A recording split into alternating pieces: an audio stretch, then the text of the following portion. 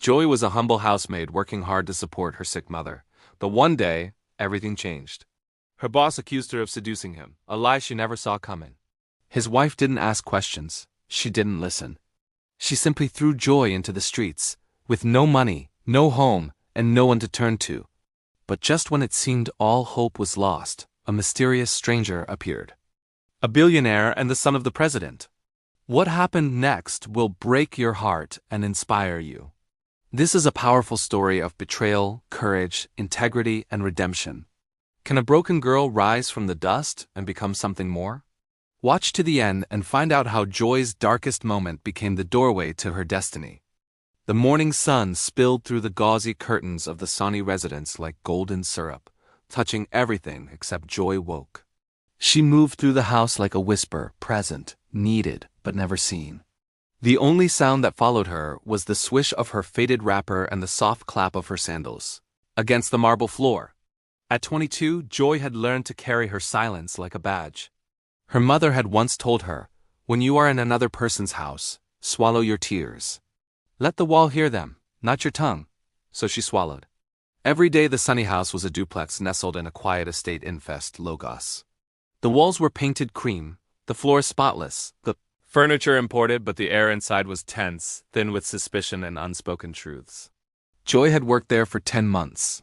She rose before the sun, cleaned the children's rooms, ironed school uniforms, made oats for little Faye and her brother Daniel, washed Agnes' clothes, and ensured that the water tank never ran dry. Agnesi, the madam of the house, was a woman made of steel and schedule. A respected banker with a sharp tongue and sharper heels. She was rarely home. Most days she left before the crowed and returned after the moon yawned. She barely looked at Choi except to hand over the grocery list or scold her for forgetting to warm the stew.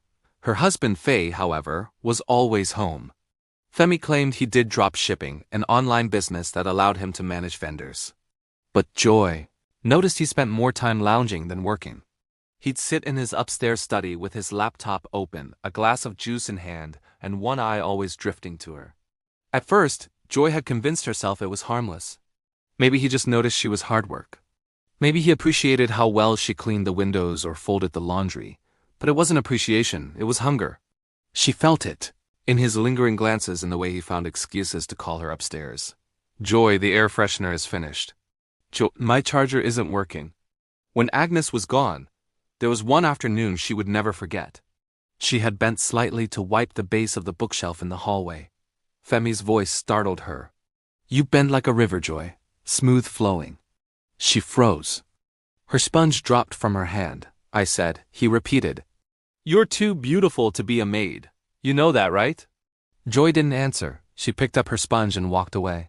Her heart pounded so loud she feared he would hear it. From that day on, she made sure never to be in the same room with him. She avoided eye contact. She kept her wrapper tight and her blouse high.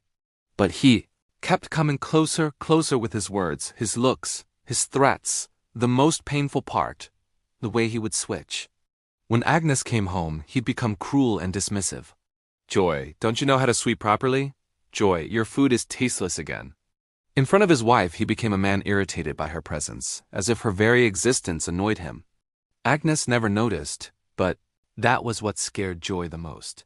Madame Agnes trusted her husband blindly. She once said, "My Faye may be lazy, but he's loyal. He can't stand other women touching him." Joy heard it as she served them dinner. She almost dropped the bowl of okra soup. That night, Joy sat in her tiny room in the boys' quarters, watching the ceiling fan whirl and whirl like her thoughts. Should I tell her?